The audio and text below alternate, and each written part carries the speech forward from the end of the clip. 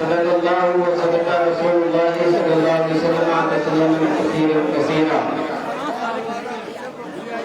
عقیدت و محبت کے ساتھ ایک مرتبہ درود پاک پڑھیں، اللہم صلی علی سیدنا مولانا محمد مبارک وسلم، صلاۃ و سلام علیک یا رسول اللہ صلی اللہ تعالی علیہ وسلم۔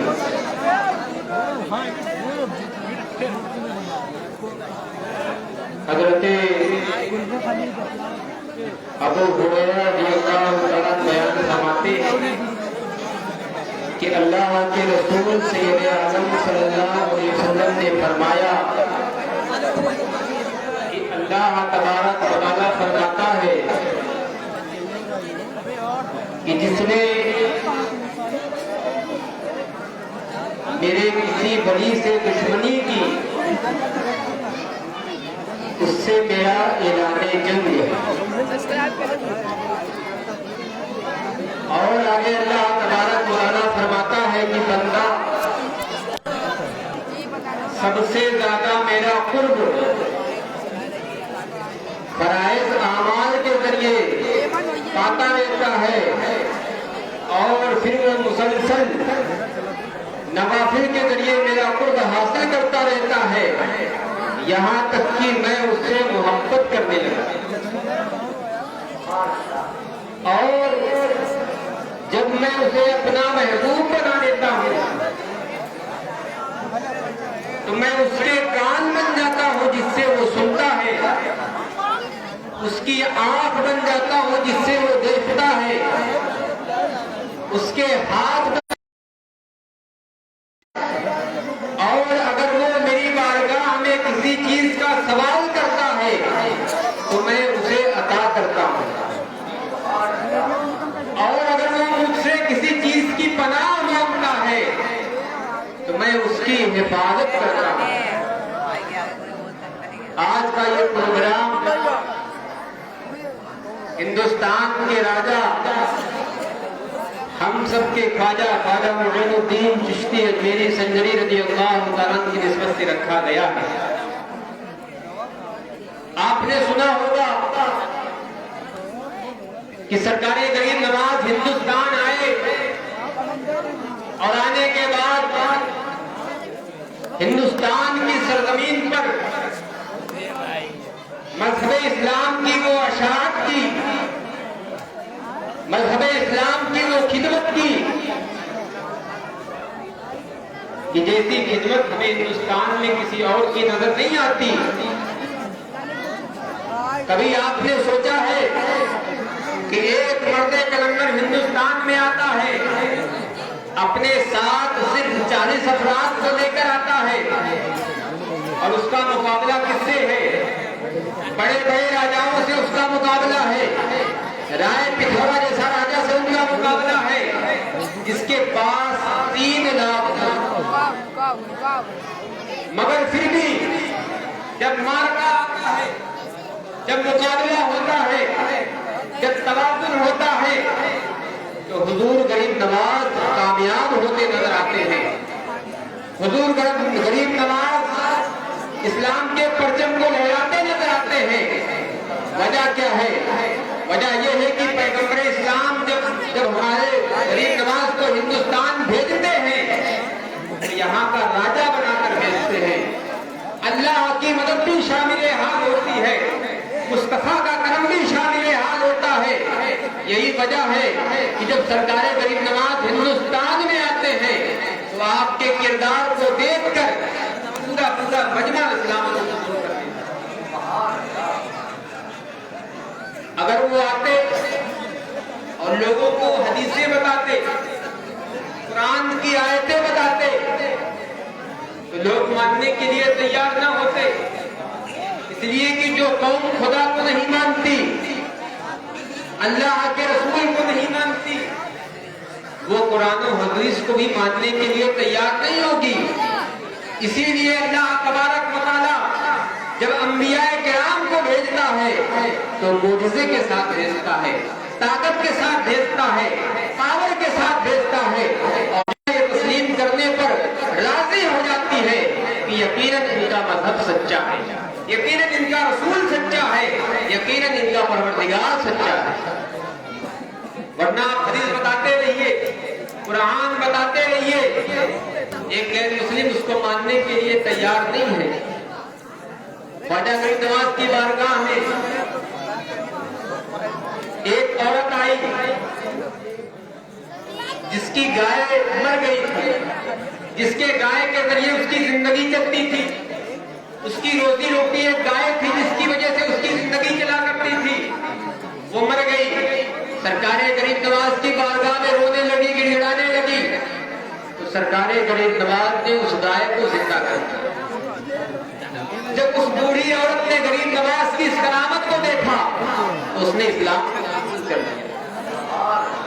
बड़े बड़े जादूगर, इसमें जयपाल जादूगर, आनंदपाल जादूगर और बहुत बड़े बड़े जादूगर, जिनका आलम यह था कि वो आसमान में उड़ा करते थे, जिनका आलम यह था कि वो बड़े बड़े जादू में महारत रखते थे, मगर वो जब सरकारे गरीब नवाज की बारगाह में आते हैं तो उनका जादू काफूर हो जाता है।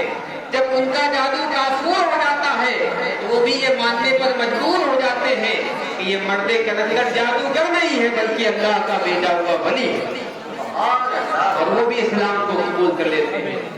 जब हमारे नबी ने सरकारे गरीब नवाज को हिंदुस्तान भेजा कि तुम्हें हिंदुस्तान की बादशाहत अता की जाती है, तो गरीब नवाज ने सोचा कि हिंदुस्तान कहाँ पड़ता है, तो हुजूर अकरम सल्लल्लाहु अलैहि वसल्लम ने हिंदुस्तान का नक्शा दिखाया, और नक्शा दिखाने के बाद ये आपको तालीम फरमाई, ऐ सरकारे गरीब नवाज, आप जिस काम के लिए जा रहे हैं, ऐ मुइनुद्दीन, जिस काम के लिए हिंदुस्तान जा रहे हो, रास्ते में बहुत रुकावटें हैं, रास्ते में बहुत सी मुसीबतों का सामना करना पड़ेगा, रास्ते में बहुत सी तकलीफें झेलनी पड़ेगी, आपको परेशान किया जाएगा, आपको खत्म करने की कोशिश की जाएगी, आपको भगाने की कोशिश की जाएगी, मगर जब आप पर मुसीबतें आए, जब आपको तकलीफें दी जाए, जब आपको परेशान करने की कोशिश की जाए, तो मेरी मक्की जिंदगी याद करना, मेरी मक्की जिंदगी याद करना।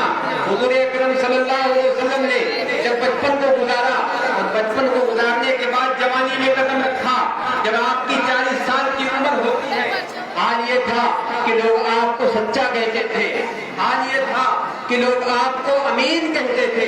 आपने कोहे सफा में खड़े होकर लोगों को बुलाया, तमाम लोग आ गए, तो हुजूर अकरम सल्लल्लाहु अलैहि वसल्लम ने फरमाया, तुम लोग मेरे बारे में कैसी सोच रखते हो? लोगों ने कहा, या रसूलल्लाह सल्लल्लाहु अलैहि वसल्लम, आप अमीन हैं, आप सादिक हैं, सच्चे हैं, हम आपको सच्चा मानते हैं, हमने कभी आपको झूठ बोलते हुए नहीं देखा, हम आपको अमीन मानते हैं, सच्चा मानते हैं।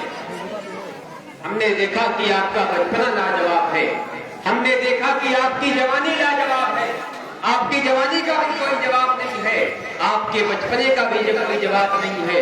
हुजूर अकरम सल्लल्लाहु अलैहि वसल्लम ने मोहम्मद इब्न अब्दुल्ला, अगर तुम हमसे कहोगे कि पहाड़ के पीछे एक लश्कर है जो हम पर हमला करना चाहता है, तो हम आपकी बात को जरूर मानेंगे, इसलिए कि आपने कभी झूठ नहीं बोली। जब लोगों ने आपकी सच्चाई का एतराफ कर लिया तो हुजूर अकरम सल्लल्लाहु अलैहि वसल्लम ने फरमाया, ऐ मक्का के लोगों, मैं तुमको अल्लाह के अज़ाब से बचाने आया हूँ, मैं अल्लाह का नबी हूँ, एक अल्लाह की इबादत करो। जैसे ही आपने ये कहा, वही लोग जो आपको अमीन कहते थे, वही लोग जो आपको सच्चा कहते थे, वही लोग जो आपकी सच्चाई की मिसालें दिया करते थे, वही लोग आपके दुश्मन होंगे, वही लोग आपको बुरा भला कहने लगे, वही लोग आपकी शान में गुस्ताखियां करने लगे, और एक दौर ऐसा आता है कि लोगों ने आपको एक घाटी में कैद कर दिया, आपका बाइकाट कर दिया। बाइकाट का दौर 3 साल चला। 3 साल में हुजूर अकरम सल्लल्लाहु अलैहि वसल्लम और उनके घर वालों का हाल ये था कि दरख्त की छाल खाया करते थे, सूखे हुए चमड़े को पकाकर खाया करते थे, बच्चे रोते थे, बिलखते थे। जब 3 साल का जमाना गुजरता है, अल्लाह तबारक व तआला मकड़ी के जरिए उस अहद व पैमान को निस्तो नाबूद कर देता है, और कुछ काफिरों के नबी के डाल दे। अल्लाह तबारक व तआला जब चाहता है तो काफिरों से भी दिल करता है।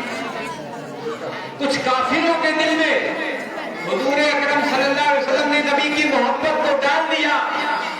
उन लोगों ने मीटिंग की, मीटिंग करने के बाद कहा लोग तो चैन से सो रहे हैं, हम लोग तो अच्छा अच्छा खाना खा रहे हैं, मगर बनी हाशिम के बच्चे रोते हैं, बनी हाशिम के बच्चे भूख से तड़पते हैं, हम ये गवारा नहीं कर सकते।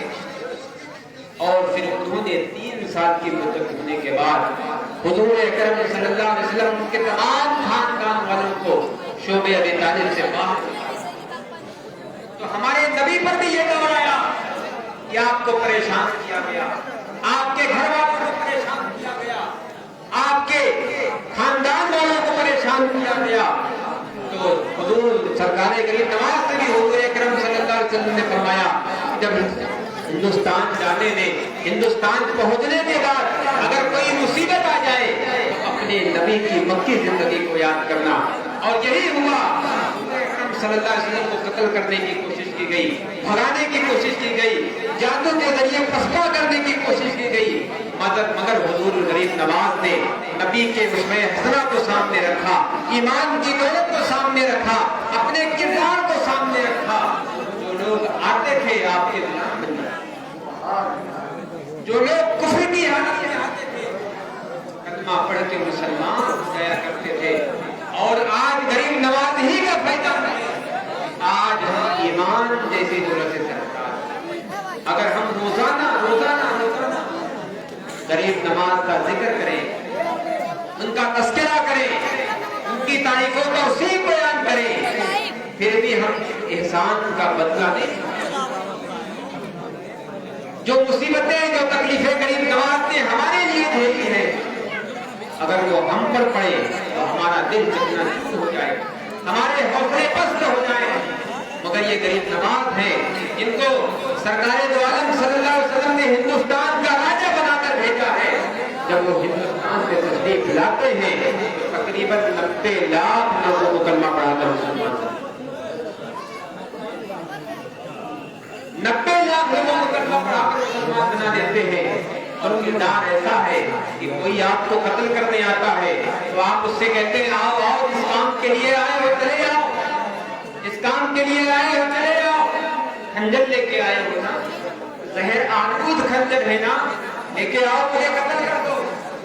जब वो आपकी इस करामत को देखते हैं, आपके इस इल्म के तसल्लुफात को देखते हैं, तो वो लोग कलमा पढ़ते नजर आते हैं, इस्लाम के दामन को थामते नजर आते हैं।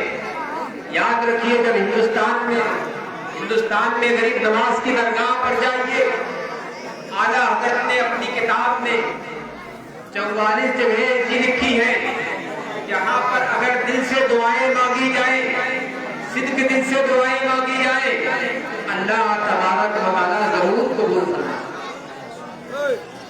उन 44 मकामात में एक मकाम सरकारे गरीब नवाज का आस्ताना भी है। हुजूर सरकारे गरीब नवाज के आस्ताने पर अगर आप दिल के साथ कोई दुआ मांगेंगे तो अल्लाह तबारक व तआला उसे, और मैंने इसका तजुर्बा है। तो जब भी गरीब नवाज के आस्ताने पर जाइए, लोग तो कहते हैं कि जब हम गरीब नवाज की मज़ार पे जाते हैं मदीना याद आ जाता है, दूर का दयार आ जाता है। तो जब भी सरकारे गरीब नवाज की बारगाह में जाए, बड़े अदब के साथ जाए, बड़े सलीके के साथ जाए और अकीदत और मोहब्बत के साथ जाकर वहाँ पर दुआ करें। इंशाअल्लाह ताला अल्लाह तबारक व तआला आपकी दुआओं को जरूर कबूल फरमाएगा। मैं एक आखिरी करामत आपको सरकारे गरीब नवाज की बताता हूँ, उसके बाद बात खत्म हो जाएगी। सरकारे गरीब नवाज रास्ते से जा रहे, आपने देखा कि 7 आग को पूजने वाले, आग की परस्तिश करने वाले आग की पूजा कर रहे हैं। आपने उनसे पूछा कि तुम लोग आग की पूजा क्यों करते हो? उन लोगों ने कहा कि हम आग की इबादत इसलिए करते हैं कि ताकि कयामत में आग हमको न जलाए, ताकि कयामत के दिन आग हमको तकलीफ न दे। अकरम सल्लल्लाहु अलैहि वसल्लम ने फरमाया, सरकारे करीम नमाज ने फरमाया कि अल्लाह के हुक्म के बगैर कोई चीज किसी को तकलीफ नहीं देती। तुम आग की क्यों पूजा करते हो, आग की क्यों इबादत करते हो, आग से पैदा करने वाले की इबादत करो। और इतना कहने के बाद हुजूर सरकारे करीम नवाज ने अपना चप्पल उस आग में डाला और जाने के बाद फरमाया, ऐ लोगों, अल्लाह तबारक व तआला के हुक्म से ये आग मेरे चप्पल को भी जला नहीं सकती। और हुआ भी यही, आपका चप्पल उस आग में सलामत रहा, उसमें एक दाग भी नहीं आया। जब आपका चप्पल सलामत रहा, आपके नालैन को कोई तकलीफ न हुई, कोई दाग नहीं आया, तो वो सातों के सातों आग की इबादत करने वाले कलमा पढ़ के मुसलमान और ये कहने पे मजबूर हो गए कि मुईनुद्दीन का जो मजहब है वही सच्चा है, हमें इस मजहब को कबूल कर दो। ऐसा किरदार लेकर आए, ऐसी तरबियत लेकर आए, ऐसा किरदार लेकर आए कि हुजूर सरकारे का इत्मीनान के किरदार वो मुसलमान हो जाता। इसी तरीके से पूरे हिंदुस्तान में इस्लाम का परचम लहराने लगा। अल्लाह तबारक व तआला की बारगाह में दुआ है कि जो कुछ बयान हुआ उस पर हम सबको अमल करने की हिमायत। आप हजरात खड़े हो जाइए, सलात व सलाम पढ़ लीजिए। अस्सलाम वालेकुम।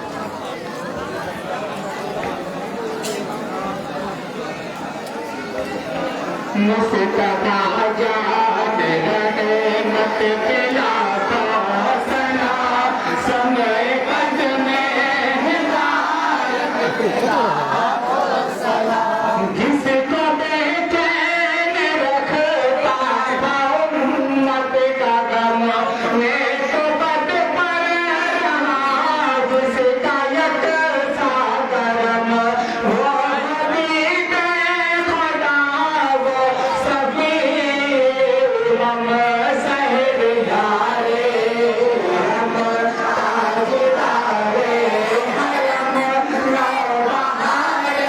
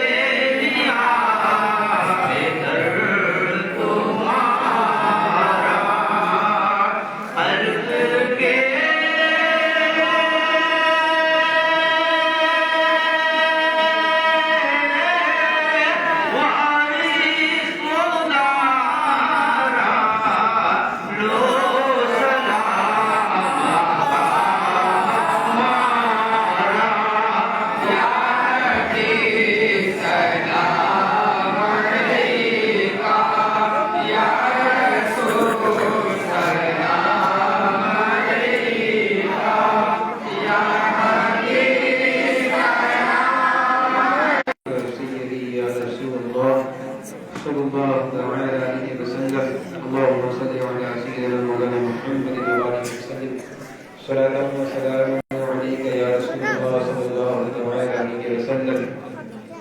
یا اللہ یا رحمان یا رحیم، عشاء کی نماز کے بعد جو کچھ بھی قرآن پاک کی تلاوت ہوئی، انجمنوں نے اور جن لوگوں نے بھی اس میں کلام اپنے محبوب کے وسیلے سے ہم سب کی حاضری کو قبول فرما، اس محفل کو اپنی بارگاہ میں قبول فرما، ہم سب کا ایمان پر خاتمہ فرما، ہم سب کے تمام چھوٹے بڑے گناہوں کو معاف فرما، ہم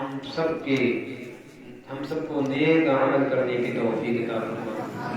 پنج وقت الغیوب ہے، سب کے دلوں کے رازوں کو جانتا ہے، سب کی نیک حاجتوں کو پوری فرما، سب کی پریشانیوں کو دور فرما۔